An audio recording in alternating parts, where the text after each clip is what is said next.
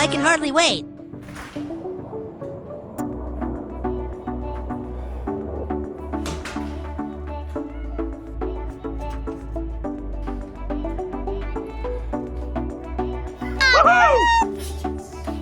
So I can't be the only one that gets this excited over new parts. I mean, look at just how shiny that is. I can see my beard in that reflection, and that is quite amazing. Regardless of how excited I am going to be installing this charge air cooler for a number of different reasons. One, it has a slightly larger diameter, so maybe more power. But two, the factory hose has a tendency to split right here. And it does that while you're under load. I don't know about you, but I would rather not be towing off in some wild, far distant location and have that hose burst on me and then lose all power. So I'm doing this as a preventative maintenance, kind of like changing your fuel filters, oil, all of that jazz. It's just a small price to pay for potentially a little bit more peace of mind. So let's look at the tools we're gonna need today. Obviously, you're gonna want your charge air cooler of choice, and I went with S&B on this. I really like the air filter I have, and they're currently in development on a hot side pipe. You're gonna need a small ratchet, a torque wrench, some panel popping tools, a 7mm, 10mm, 11mm socket, some extensions. Here's another deep socket, perhaps a driver if you want. You may also need a swivel. So we're gonna start by getting the factory charge air cooler tube off. That's the 7mm here up at the top. So we'll get that one there. Then we've got the one down here at the bottom that connects to the intercooler. We're gonna want an extension for that. Preferably like a 10-inch extension. You go right down between the coolant lines. That guy comes off down there. We're gonna pull the top of our tube off. The plastic connection up here. It may be jammed in there pretty good. You use your panel popper, try to peel the plastic back, or the rubber back. We may not get that off without having to poke too much, so we can just pull the whole thing. We'll reach down to the bottom here, get it off the intercooler, see how that one comes off. That one pops off pretty easily. It is full of oil after all from our lovely PCV system. Next, I'm gonna go ahead and leave this upper tube on there. If yours comes off easier, awesome. If it doesn't, I think you can get it off the way I'm about to show you. We're gonna be pulling this temperature sensor connector off. You push in, lift up, pops off. Use your panel popper to get the little plastic retainer clip out. We'll just put this to the side. If you look closely at our connector, this is where we're gonna be pushing in right there, and it pushes this plastic tab down just like that in order for it to lift off of our temperature sensor. To get the spring clip out of our upper portion here, you can use a custom flat blade screwdriver like this bent one, or a pick. Try to pry it out of there. Pick's probably gonna be our best bet here.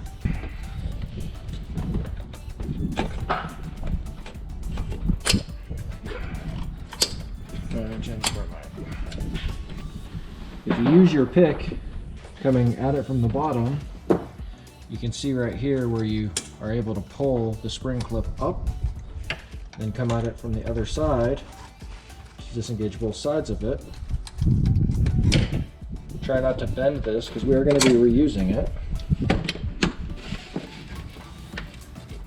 Now we can just pull it back out. There we go. Slide your tube up and out.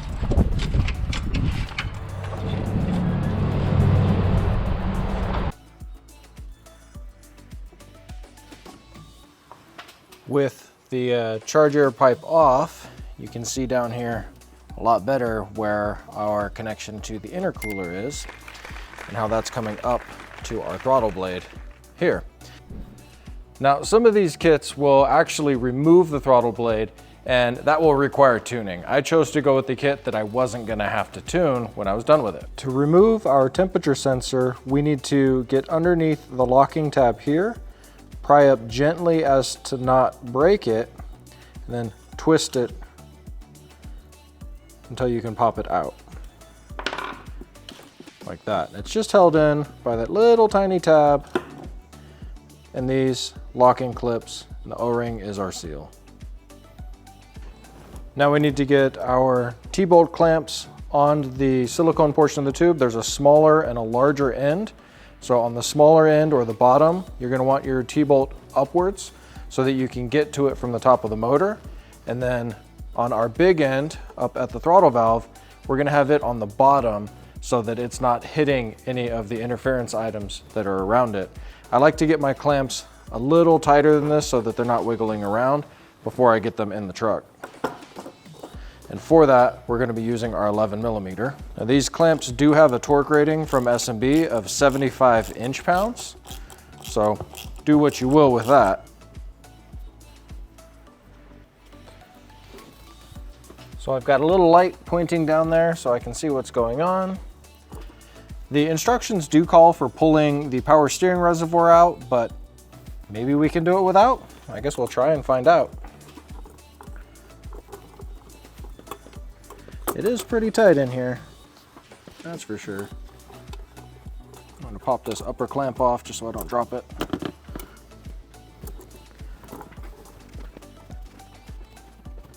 Don't over tighten that clamp as you were putting it on there to hold it in place. Makes it a little tough to get the boot on if it is.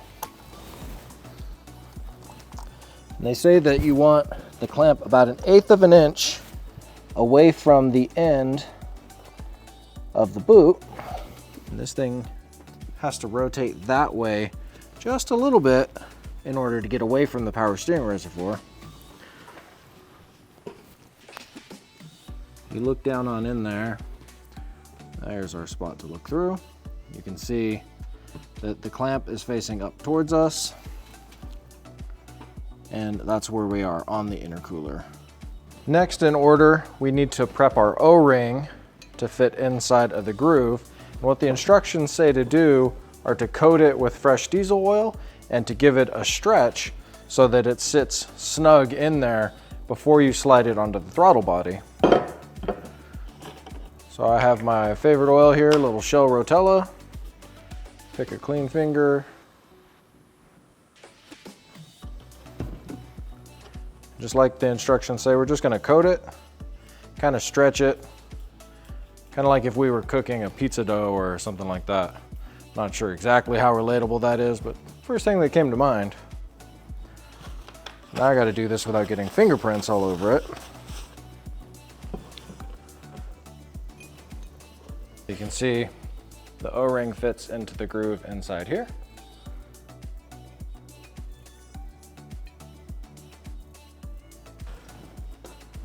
Now we put our spring clip over top.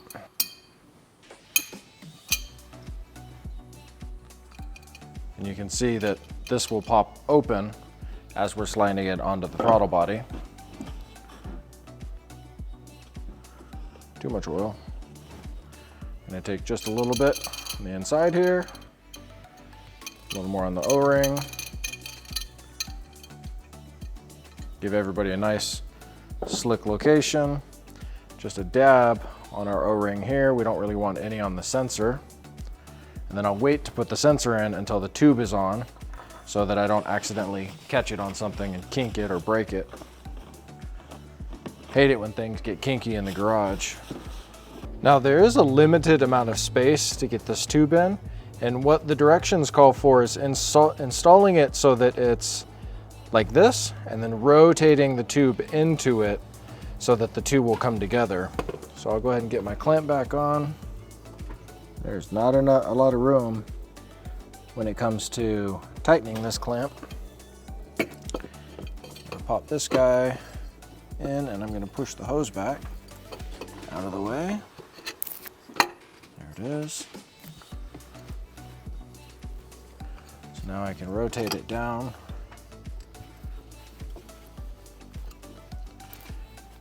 onto our silicone.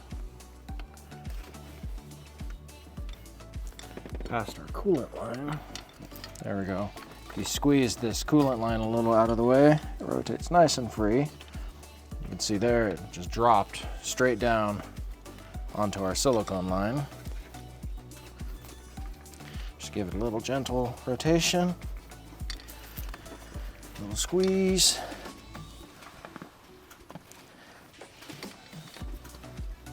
Came right up and into place. So here's where we are. We got that guy rotated in, got our connection on the top.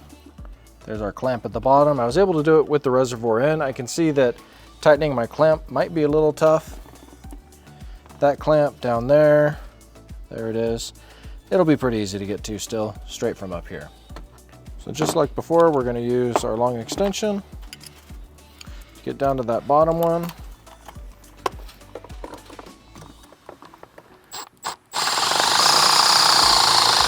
The instructions do call for periodically checking these. I suppose with the spring on these clamps, that might be the reason why. Bottom one's gonna be a bit harder to tighten. This is where not having this power steering reservoir would really come in handy. Or if the clamp were up here, but then it's gonna be hitting our coolant hose. And that really is the only location that is completely out of the way.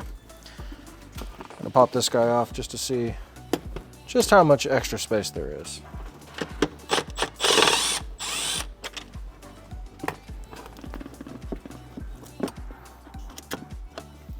There's not a significant amount of space. More, but not significant.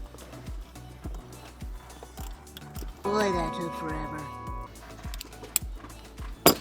All right, those are tightened in.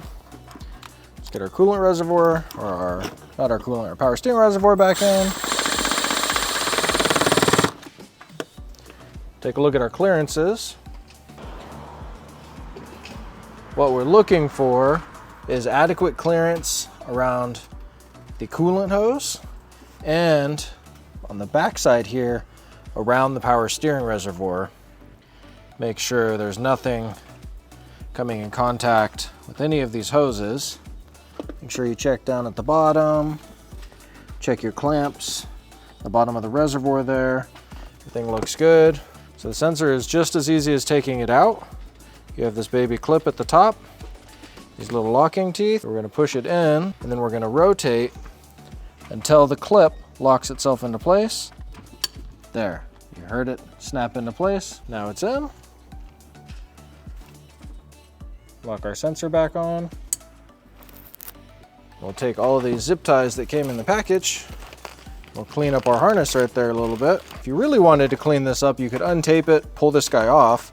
But if I ever need to get this truck, well, when I need to smog this truck, if S&B doesn't have an EO label at that time, then I'll pull this guy off, I'll put the factory line back on, and then I'll clip this in place. For now, I'm just gonna zip tie it, lock them down, and we are complete. Well, I gotta say, I was pretty impressed with both the fit, finish, and the quality of this S&B cold side pipe. I expected, just because with everything aftermarket, there would be an issue of some sort, but I really didn't have any.